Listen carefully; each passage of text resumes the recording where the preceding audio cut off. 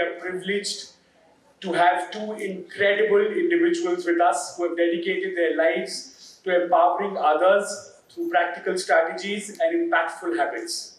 First, we have Ashdin Doctor, a renowned habit coach and the founder of Awesome 180. As the host of the Habit Coach podcast with over 1,500 episodes, Ashdin has become a trusted voice in the realm of health and wellness. He is also an author with his insightful work published by Westland Publications, helping leaders cultivate habits for a better life. Joining him is the brilliant Mona Verma, an award-winning author, leadership coach, and literary stalwart. With 9 books, a mention in the prestigious British English Encyclopedia, and accolades like the Rex Karamveer Award and Uttarakhand Ratan, Mona has left an indelible mark in the worlds of literature and leadership.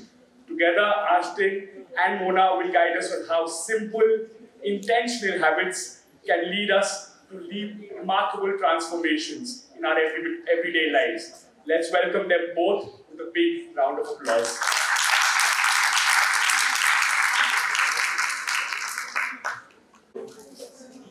Good afternoon, Nagpur. How are you doing today? All good. How many habits do you want to give up today? 3,465. Honestly, that's a big number, but let's begin with some small changes that can lead to the small changes in our behavior that can lead to significant steps in our lives, right? Everybody wants to listen to the dashing. Everybody wants to listen to the dashing Ashdin Doctor. I want to listen to me as well.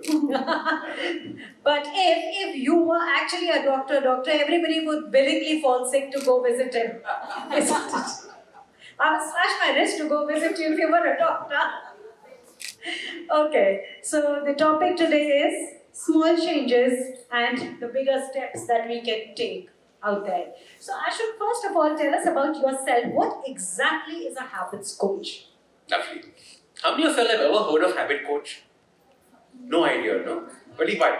Big Habit Coach podcast listener on the front. So that. Normally when I tell people I'm a habit coach, everyone has this question mark on their face. Hey, habit coach kya hota hai?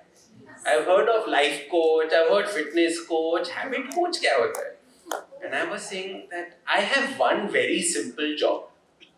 To get rid of your frustrations and to make your life easy. Do you want to make your life easy? Yes? How many of you all want to make your life easy? Why do we make our lives hard? Because we don't know what we are doing half the time. We are unconscious about the habits that we have. We picked up this habit maybe from our parents, maybe from our friends, and then we think, my life is going to be different, but it stays the same.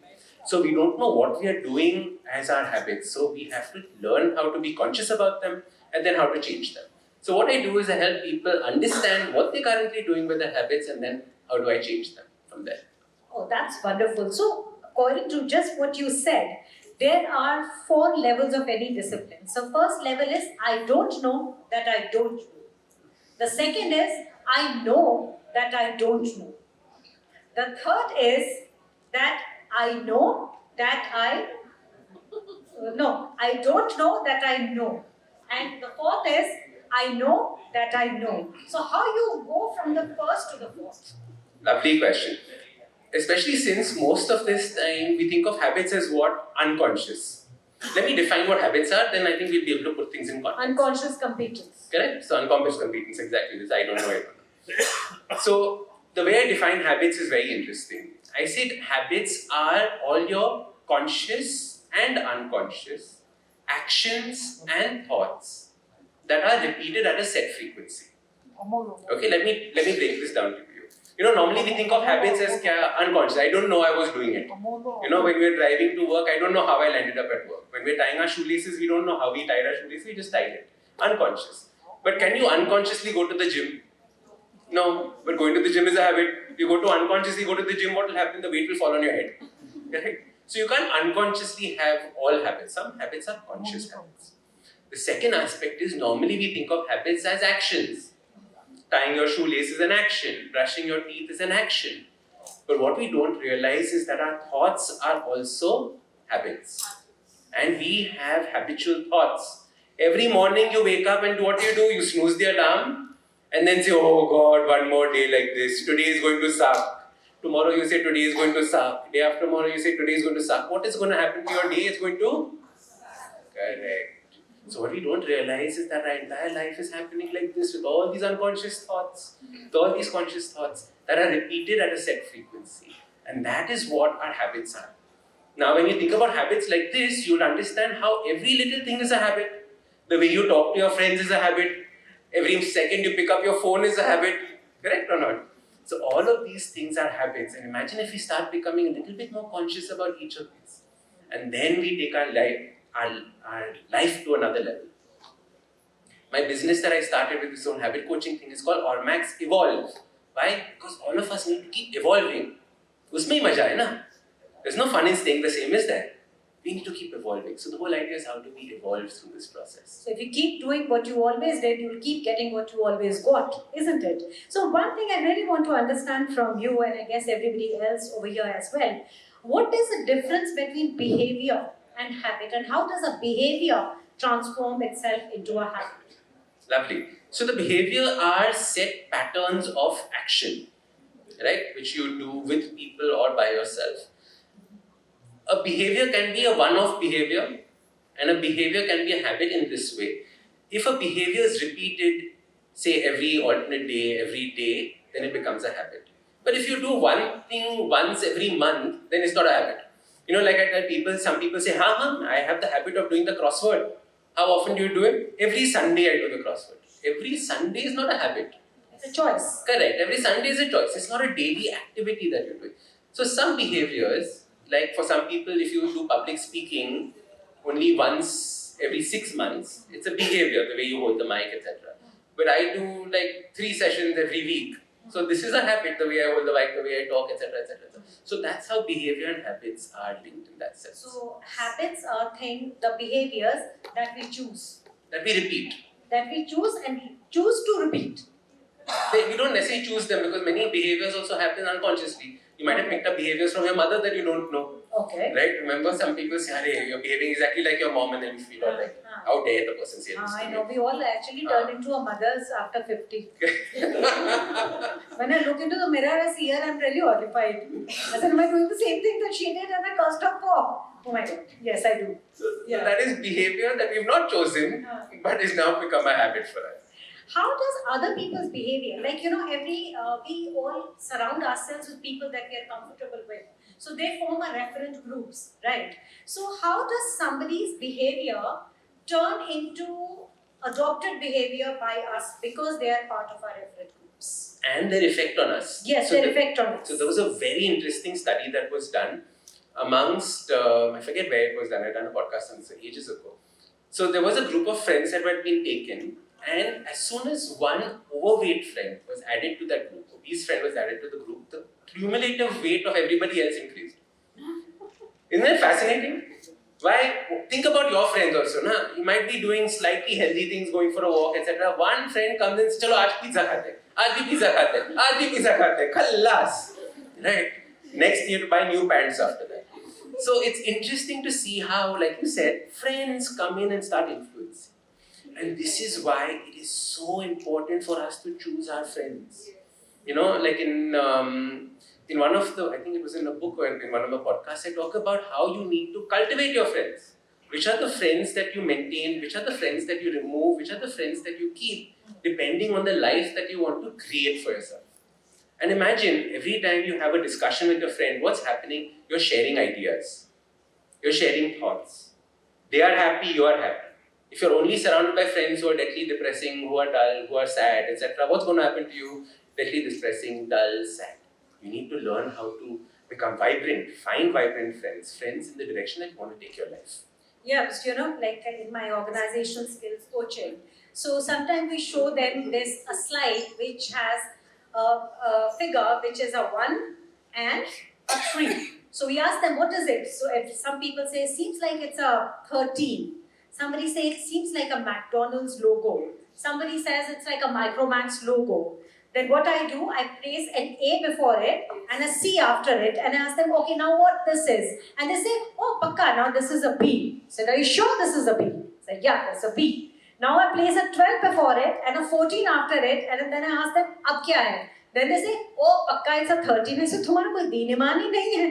Pehle you said it is a B, now you're saying it is a 13. So where does this figure in between the 1 and the 3 derive its identity from? From what surrounds it.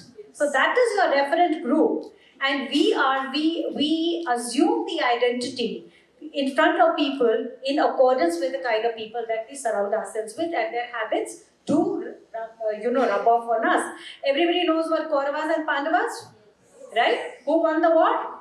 Pandavas. How many Pandavas were there? 5. And how many Kauravas? 100. Technically, who should have won? Kauravas. The Kauravas. But who was the referent group? The Kauravas. The great Mamaji. Right? And what about the Pandavas? The Gyan Yoga, Bhakti Yoga, Karma Yoga, Guru, Lord Krishna.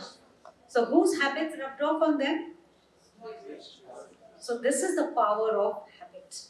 That is the power of habit. That is the power of the reference group. And this is what this great doctor teaches us. High five for that example, huh? That 13-1 example was superb, huh? Superb. That is my rosy roti. No, you can't steal I'm not stealing it. I'm not stealing it. That is my rosy roti. But okay, anyway. So now tell us, how many habits does a person pick up in their lifetime, consciously and unconsciously? I don't think there's a number. And the way that I look at it is this way. Generic. You need to think about everything that you do almost as a habit.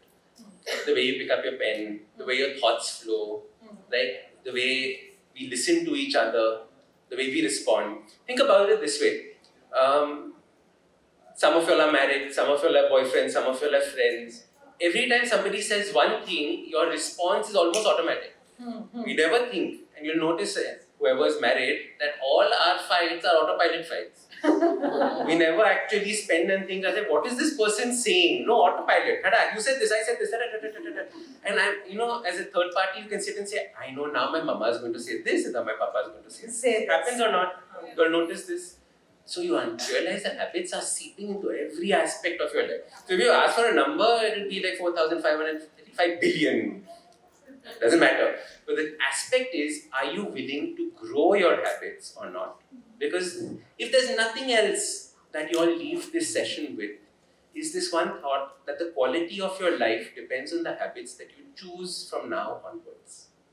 If you look at your life right now and realize, my life is like this is the quality of my life, it is only because of the habits that exist in your life right now. And if you want a different life, if you want to be different, you can consciously start making those choices for those habits. So each of the habits that you have now will dictate the life that you have in the future. There's a beautiful quote that says that show me the habits of a man and I'll tell you the quality of his life. Yeah. It's the same thing with us. What is the quality of our life? So that's a wonderful answer over there, and then it leads to another thing, a thought in my head, which is our habits. When it comes to habits, the only antidote is change, or the thought of change. How difficult it is for people to change, and why would people change? In what situation would people change? I love it. Okay, so how many of us want to change certain habits in our life? Free fun. How many actually want to put in that effort to change? Normally the hands are much lower. So you'll notice that there are two aspects that take place with change. One is the desire for change, and the second is the fear of change. We all have that fear of change. Now, if it actually happens, what will happen to my life? If I actually get that promotion, then my friends will stop talking to me. We want that promotion, but then my friends will stop talking to me. I will become their boss. What will happen now? That happens or not? So all of this constantly exists within us. The fear of change versus the desire for change are constantly in a Mahabharata battle. Right? And we have to figure out which side we have to take. If the fear of change is winning, you're not going to change. If the desire of change increases, that's when the change starts. But then you have to learn how to change. And that is the key part of it. Nobody teaches us how to make these changes. We rely on this one word, which for a habit coach is a gali. It's a bad word. You cannot say it out aloud. Okay, I'll tell it only once, and then afterwards, none of you all can repeat it again. It's this word called motivation. Okay, I'll tell you why. When I was making changes in my life and people were seeing these changes and wanting to make these changes with me, they were saying, Ashdin, tell us how you lost 20 kilos, how you became so calm and shant, and how you started doing all of these things. And I would tell them, okay, I did this, then I did that, then I did intermittent fasting, then I did this. And they would all listen to me for exactly 10 seconds. And after 10 seconds, they would say, Baba, I don't have your motivation. I don't have your self-discipline. So I can't do it. So what have they done? They've given up before they started. So I realized if you're going to give up before you start, how is any change going to take place? That is where the whole idea of habit change came in. I said, imagine if I can take somebody away from this gali called motivation and put it in another aspect called intention. What is intention? Intention is why, a deep, deep burning why I want this change to take place. Many of us don't have a deep why. Our neighbors are doing it, so humko karna hai. We see somebody on Instagram doing it, so humko karna hai. Right? Parents tell us to do it, so we do it. We don't have a deep reason for doing it. And unless you have a deep reason for doing it, don't change. And I keep telling people, there are thousands of habits that you can choose from. Don't choose something that you don't have an intention for. And how do we find our intention? It's very simple. I'll give you the basic right now. If you have an intention, ask yourself why 3 times. Why do I want to run? I want to run because I want to get fit. Okay. Why do you want to get fit? So I can look better in these clothes that I bought. Whatever your whys are, but come down to something that is very, very deep. And only once it makes an emotional connect is it a why that has stuck within you. Otherwise, upar, surface level, kuch change nahi hone wala. And many of us have these kinds of habit desires, which are all surface level. I'll give you the running example before we go to the next one. Yeah, absolutely. One of my clients came to me and said that, and in fact it's in my book, one of my clients came to me and said that I want to learn how to run. I want to start running the marathon. Why do you want to start running the marathon? Because my neighbor is doing it. So why do you want to do it with the neighbor? It'll be fun, nah. Did that sound like a deep intention? Surface level. Do you think she actually ran the marathon? No. Most of our goals, most of our habits are like this. So we have to find something much, much deeper for that connect to start taking place.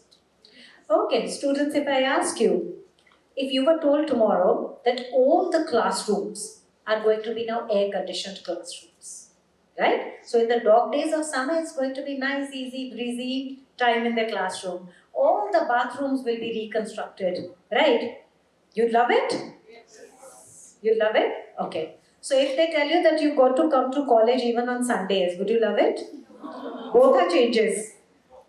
But what is the difference? What is the difference? The first one is a desired change. The second one is a required change. Right? And that is why that one is concerned. It is hated. Now, I want to ask you, how can you convert a required change into a desired change? What must a person do to adopt the required change? Lovely. If it is 100% required, you need to do it. Sometimes it's not necessarily required, but in our mind we built it into something so big that we need to require to do it. But if it's 100% required, then you have to find an aspect of what you like within that change.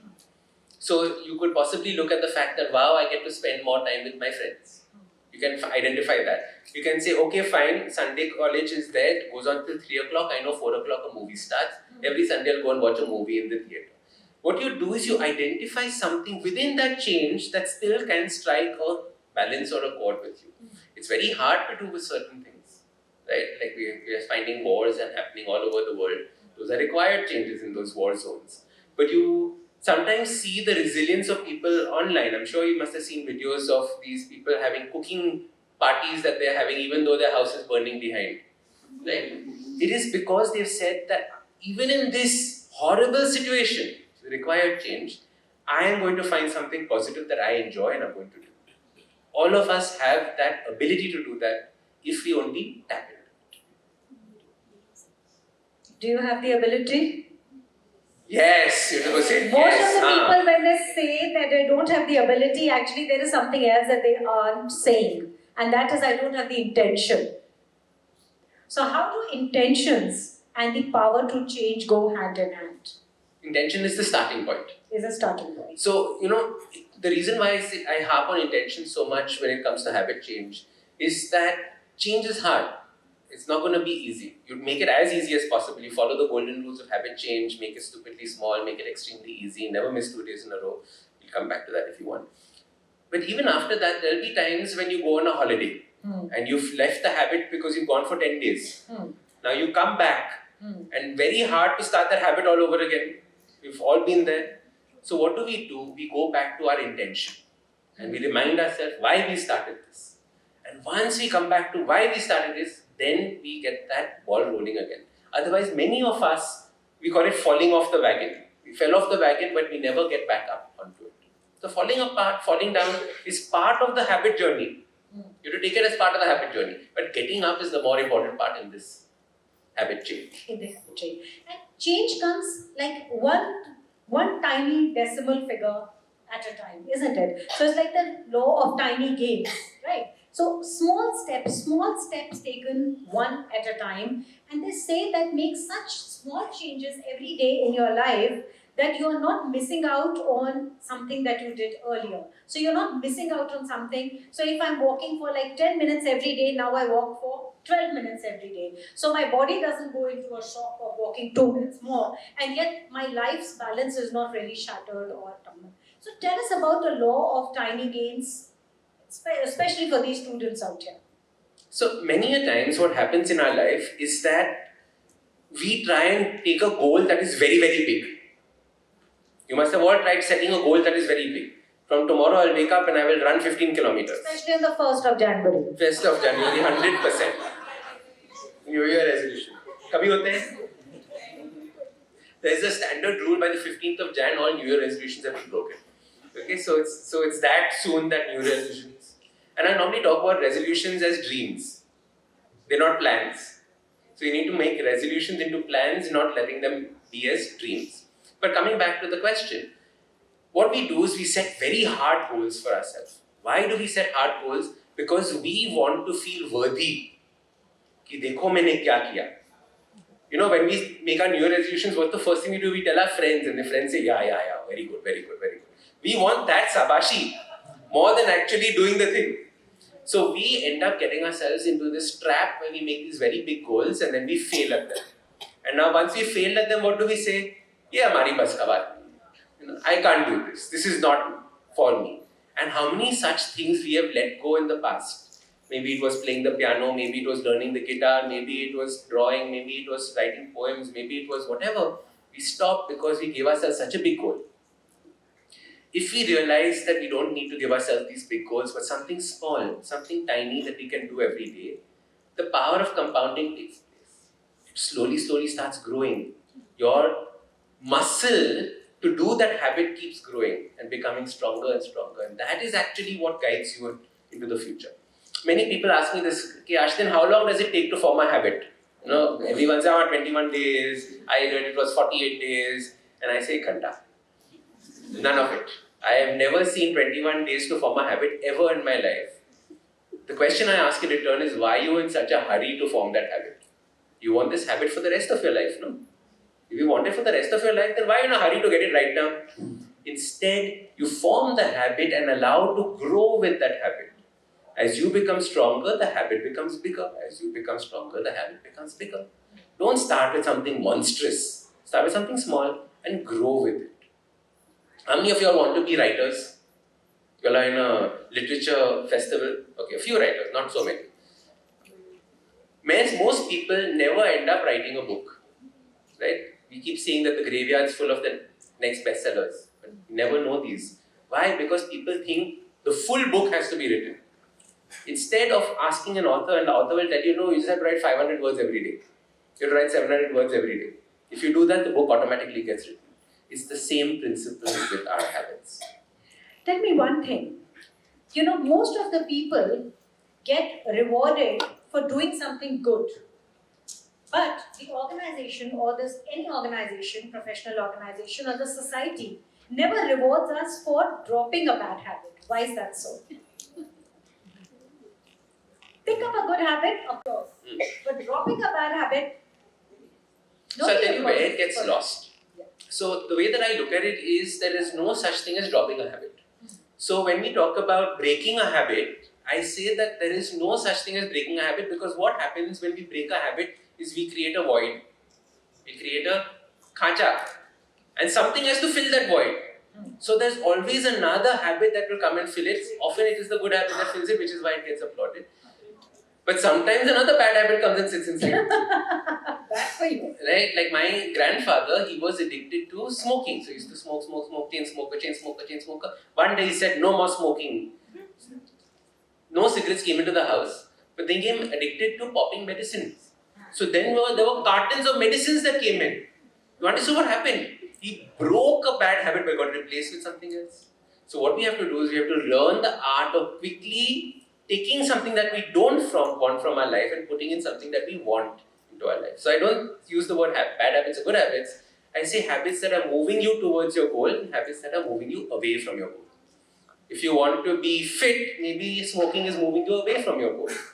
Right? So you have to choose which way in these things these habits are. So when we are picking up a new habit, we need to bring it on alongside an already existing habit. How can one do that? So, Some examples? so that's the easiest way of doing it. Yeah. So the easiest way of habit change is to link up the new habit with the old habit that was existing. So the old habit acts as what is known as a trigger. It pulls the new habit along. In my book, I refer to it as a habit train. You know, you see these trains going. There is one engine that is pulling along how many carts? 20, 30 carts along with it. It's only one engine pulling it. In the same way, all our habits are like that.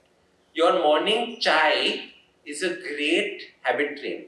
All of you have morning chai or morning coffee. Correct? What do you all do with that? Some read newspapers, some read doing this, etc. Everybody has that morning hot beverage habit. Along with that, put in something that will help you go towards your goal. Put a gratitude habit inside. Put a journaling habit inside. Put a solving a puzzle habit inside. Don't read the newspaper. Newspaper is the worst thing to read in the morning. Full of negative news only. I don't read the newspaper. The last time I read the newspaper was, 10 years ago. So this is the way that you start thinking about these habit trains. Let one habit pull the other habit along. Okay, that's a great answer, right? So we all can do that. We can actually bring up a new habit and adjunct it to an already existing habit. It becomes much easier for them. Now, society, per se India as well, is a land of lots of nursed stereotypical biases, right? Which turn into our habits and our culture. That's the way we start operating. And we become what we believe in. How do you try to change those habits, the stereotypical biases, the horse effect, the halo effect? How do you do that? It's the same thing with companies. Company culture is very similar to country culture. And I say that company culture is nothing but company habits. All companies have culture. Where did this culture come from? It came either from the boss who started the business. It was his habits that floated down, or her habits that floated down to everybody else. In the same way, we need to realize what are the cultures that are running, what are the habits that are running within our country as well. And when I started Awesome 180, which is the habit coaching business, my first board meeting had this line that said that we believe that happy, healthy, secure people will create a society worth living in. Happy, healthy, secure people will create a society worth living in. And it all starts with us. We can very easily say, we should do this, we should do that, we should do this. And should is a word that is used mainly when you're gaslighting somebody. You should do this, adding guilt onto somebody to make a change. We are doing that to culture and our entire country when we say our country should be doing this. Are we doing this? If we are doing this, let's infect somebody else with this. Let's 4 of us get together. Let's 5 of us get together. Let us start our own individual movements towards creating a culture in our society that's great. Otherwise, we get trapped in it. That calls for an applause. That moves out of us, right? That from subjective it turns into objective stuff. Now, one more thing. You good on time? We just have another 1 minute, I guess. Okay. Another 2 minutes. Would you like the students and the writers over here to do some activity? Would you like to speak to them? Any activity or making a change in their life? Lovely. Would you like to do something which you do in your workshops? So I'll give you an exercise that I give every single client who comes to meet me for the first time. The problem with most of us is that we don't know what we want from life. Do you know what we want from life? We don't know the details of what we want. Correct? So imagine I give you a magic wand. It's called the magic wand exercise. Okay? Imagine I gave you this magic wand. Now you can take this magic wand and do and anything is possible with this magic wand. I want you to tell me what your perfect life looks like 5 years from now using a magic wand. First important thing is ये Aladdin का cheap lamp नहीं है, where you only get 3 wishes. Unlimited wishes. Everything is possible. You want to be staying in Miami, you want to be sipping pina coladas on a beach, anything is possible. For all the married people, if you want to be married to Brad Pitt, Angelina Jolie, जो भी है कर सकते हैं. Okay, you choose who you want to be married. They have divorced, so they are single, so that's it. I want to know what your perfect life looks like. Why? Not ideal life, not mummy ne bola us tarah ka life, your perfect life. And that will give you a direction on where you need to take your life and where you need to head it. And in order to get that perfect life in, what do we need to do? We need to start changing our slowly, shortly, peacefully, not in a rush. 5 years from now, aram se. And you soon see that many of the things that you wished for, those might not happen, but the feeling of that will happen. I want to travel the world. Very good. Why do you want to travel the world? Because I want to feel free. Amazing. Freedom will come into your life, not necessarily traveling the world.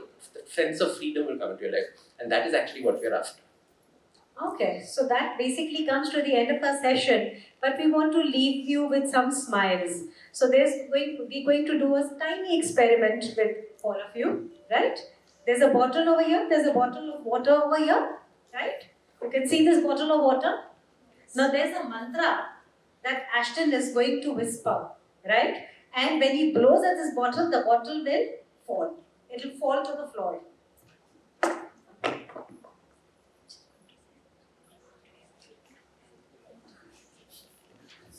He has a mantra. Telekinetics. Blow. I got you such a powerful mantra. Try it. Once more. Let me do it. There is no mantra for success. Everything is action. You want to take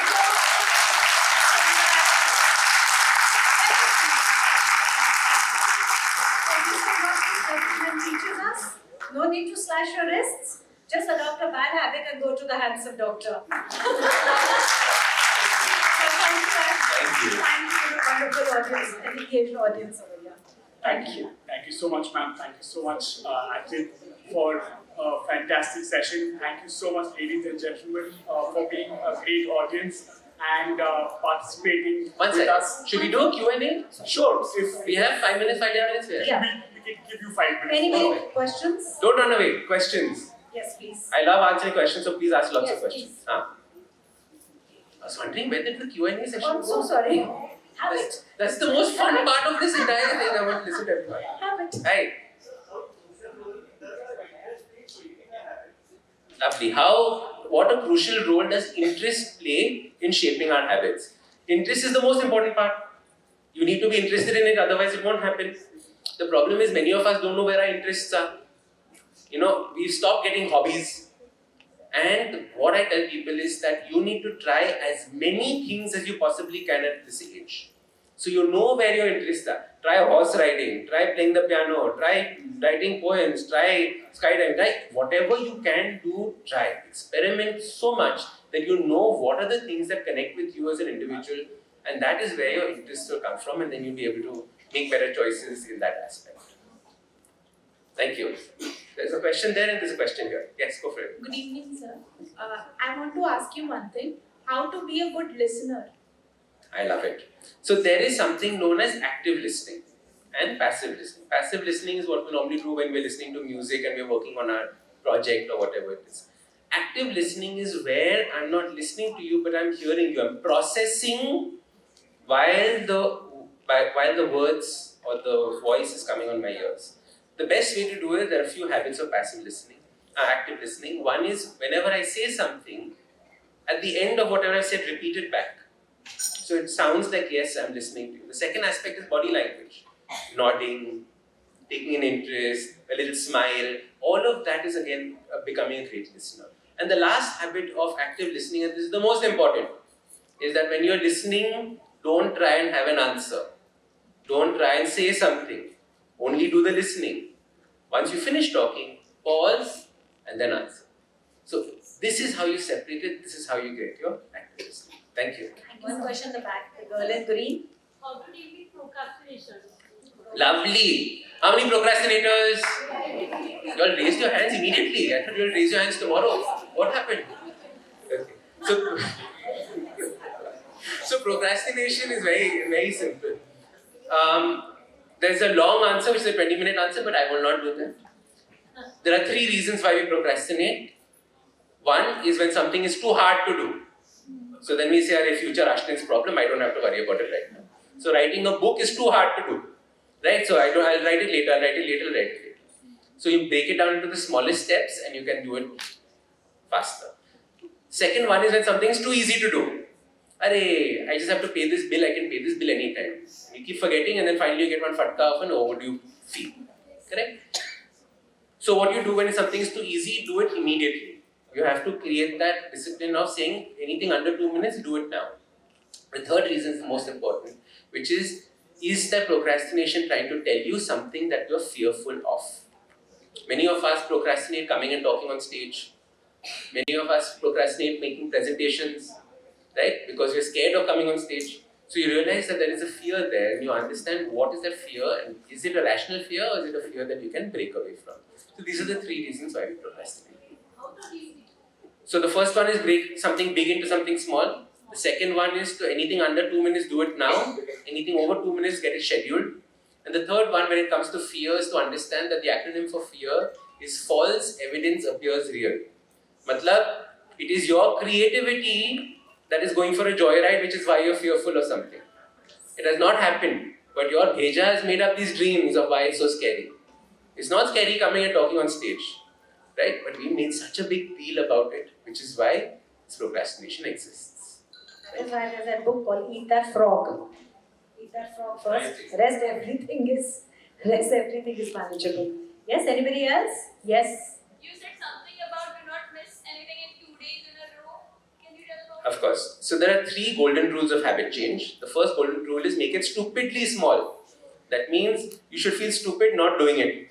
It should be so small, so tiny. The second is make it extremely easy.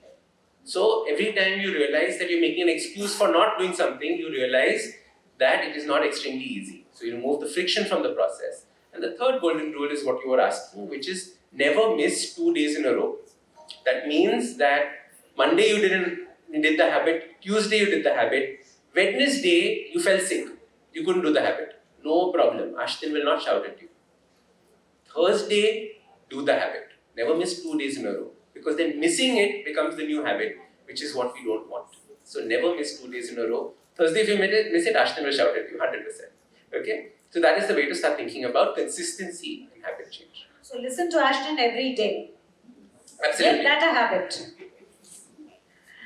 Anybody else? Yes. Another question. Last question. So, Yeah, last. negative self-talk can also turn into a habit. And positive affirmations for me, they do not work. They feel superficial and I feel like an imposter. And then it turns into a downward spiral and becomes a vicious cycle. So how do I get out of that cycle and how do I break it? Lovely. So, unfortunately, the only way to deal with negative self-talk is through positive, realistic self-talk. The problem is that we have been taught affirmations, I can fly, I can fly, I can fly.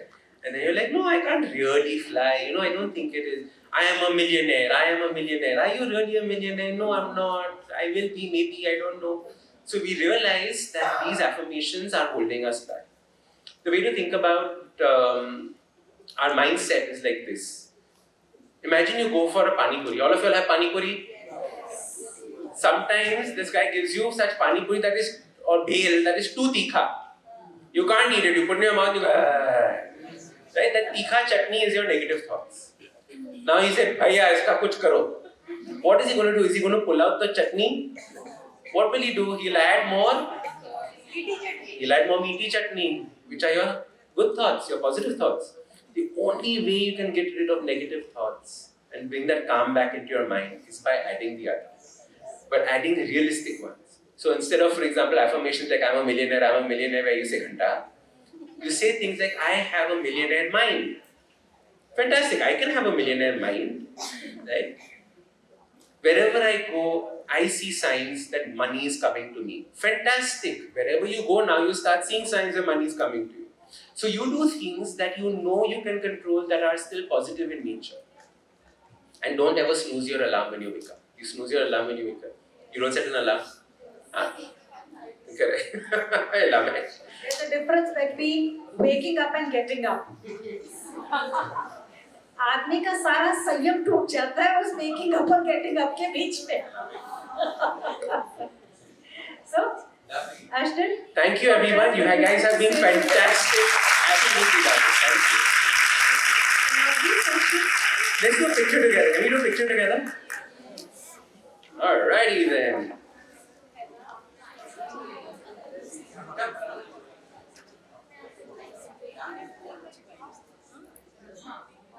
Thank you.